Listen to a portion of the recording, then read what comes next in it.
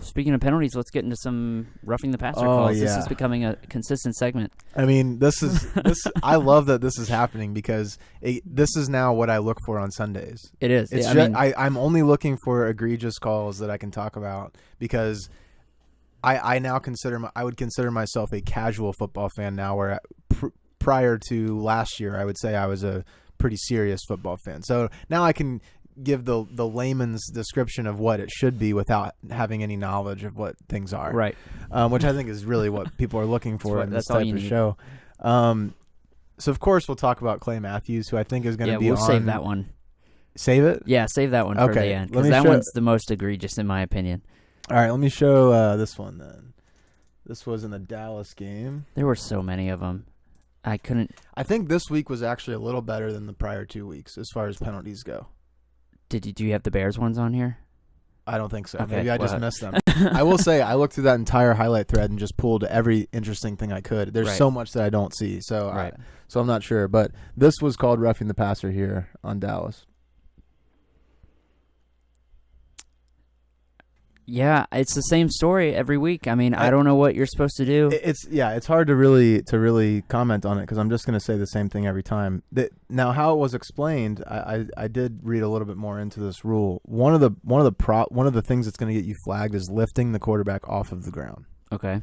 So I don't know. It doesn't look like that's what happened here. No. But I guess it's just his momentum falling on top of Wilson. And I think that's no one has seemed to said like, hey, we can't change our direction in the air. You know, that's just physics and gravity. Like what is he supposed to do? I think maybe he hit him a little high.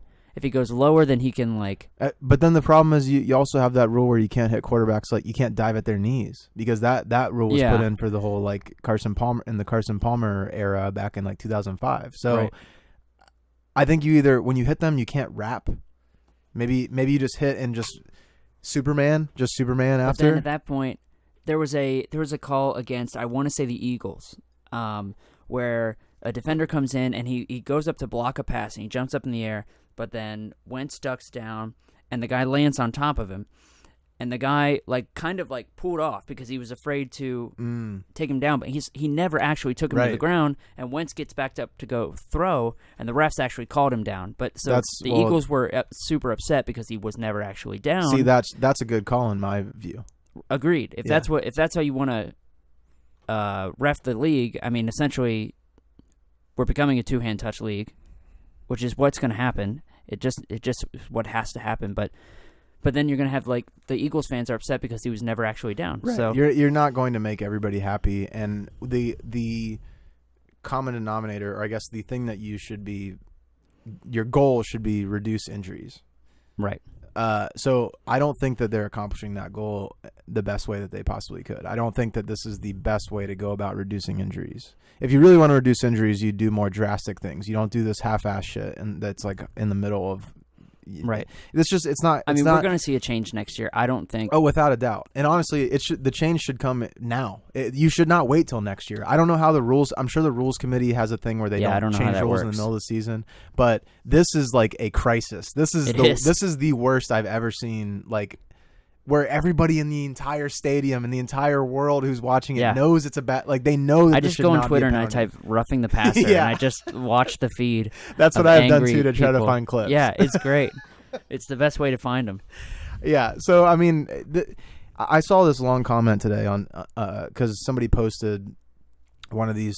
They posted that GIF that Lauren posted in the group me today about how to sack a quarterback. It was on like the sports subreddit. So like people were asking like, I don't understand football. Like, can someone explain why what's the big deal about this? And this guy gave this long explanation. And he basically said like, all these people are saying that the kneeling stuff is what is killing football, and I don't think that's true. I think it's stuff like this. It's stuff where people know that this should not be a penalty, or you now can't get excited about certain plays until you scan the entire field to make sure there's no flags. Like, it's more about watching the refs now than it is about watching the players. So, and I totally agree with that.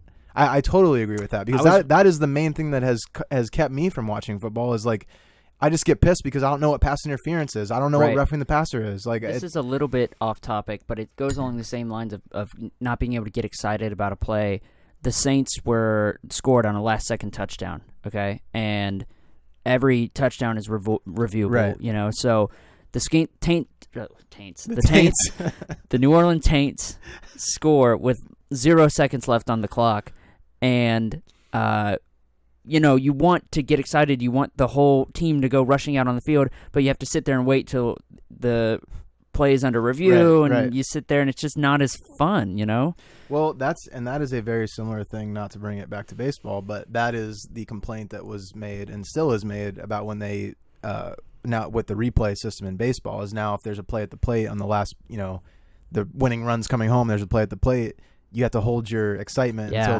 the umpires signify that he's safe or out. It definitely ruins a moment. Yeah, for sure. But then it's the whole argument. It's like, well, do you want a moment or do you want the call to be right? Right. Because I would rather have the call be right. Yeah. But there's a balance. I would not rather have it right if it takes 15 minutes for them to go look at it and say if it's what the call is. Mm-hmm. So you got to find the balance. I think in the MLB they should put a time limit. We don't care about an MLB, but Tony. it applies to the football. They should put a time limit on it in the MLB, and the same should be for the NFL. If you can't definitively make a call in, I don't know, a minute and a half, then it stands. And you just say not conclusive. Yeah. Because nobody wants to sit there and fucking watch guys in a tent go like this. Right. So what's your next clip? What do we got? We got Clay Matthews was the only other roughing the passer. Well, then let's get right to it because it's insane. Yeah. I can't handle it. All right, here we go. So this is, in fact, there's not even a passer. There's no pass. Maybe it was called personal foul, or was it called roughing the passer? I'm not sure. Yeah, I believe it was. So he gets sacked here. The ball is in his hands. He's not even in a throwing motion, and Clay throws his hands up. He's used to this. He knows. Last week he had one. He knows what's coming. It's a shitty clip, but nonetheless. And there's nothing he can do about it. So again, I guess right here he needs to take his left arm and just go. But he's sacking the guy. I know, but I'm just telling sacking you. the guy. He's not even what you have to do to adhere to the rules. And Clay, we've told you this multiple times. You got to stop this shit. And the thing that's just so. I just love almost that Clay takes his hands off he's immediately. And then I did see another clip. I guess I didn't download the better version of it. But after this play, he sees the flag come out and he immediately knows what happened. Yep. He's just immediately goes on his knees and goes like this. Yep. Because that's the thing is he should be excited and fired up about doing that, and now his immediate is oh shit, I hope I didn't get flagged for that. Right. And it's just it just ruins what's exciting about football. I mean, if you're not allowed to get sacks, this is a sack. Right. If you're not allowed to get sacks, then we need to just not touch the quarterback at all. Yeah. That's what I'm saying. That's what I proposed, the two-hand touch rule on the quarterback. Have him wear red jerseys like they do in practice. And this isn't getting consistently called.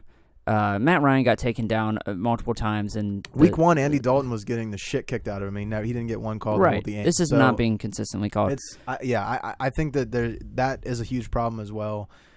I don't know. There's going to be a change. This is Mike McCarthy after that call, which I totally agree with him. I've never seen a coach this angry at a rep. Look, he's chasing him down. He's running. And I love it because that's how I would feel if I was a Packers fan. I'd be like, this is some bullshit.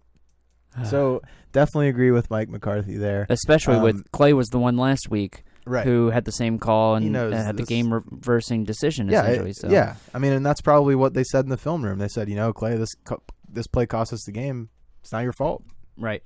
So try not to do it again. Right. Just try not to. You're an amazing player, but please don't do it again. This is a good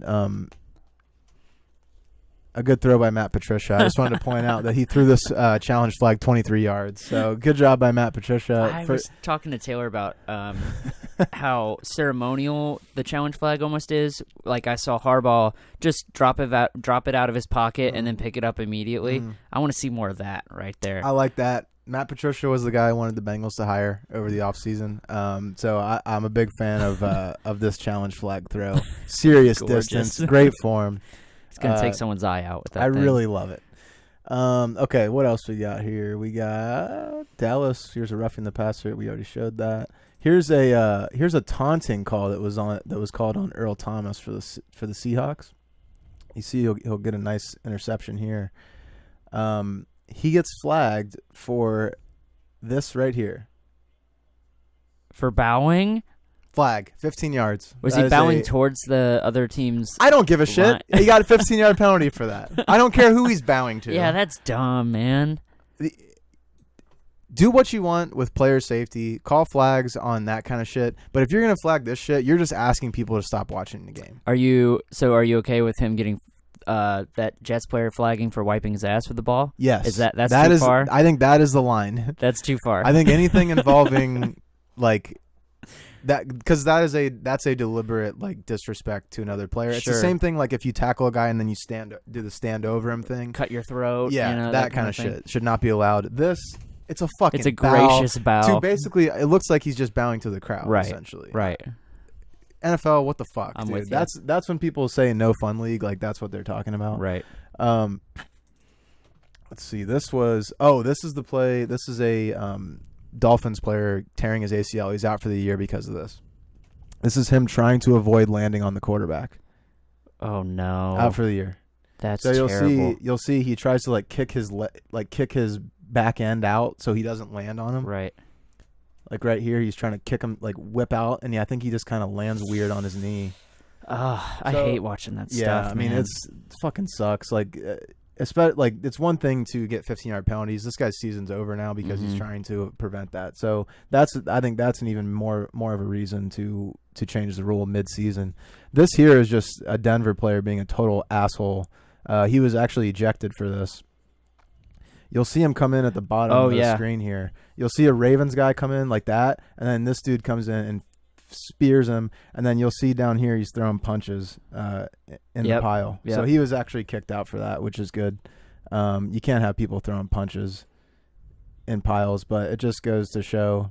Yeah, that's not cool. I mean, I'm sure dirty shit's going down. Yeah, like, I mean, there's on the people bottom of those. gouging each other's eyes down there and shit, but you can't be throwing punches. So good on the refs for catching that and getting him out of the game. It's my quarterback.